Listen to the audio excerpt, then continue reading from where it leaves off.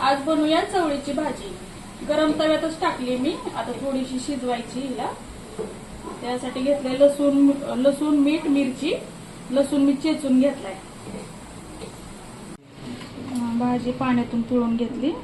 आता लसूण आणि मीठ ह्याच्यामध्ये मिक्स करते आणि आता तेल टाकून तेलामध्ये परतून घ्यायची।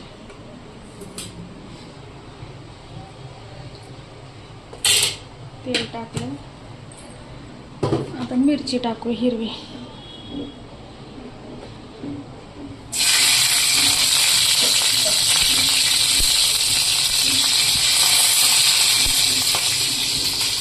भाजी टाकू,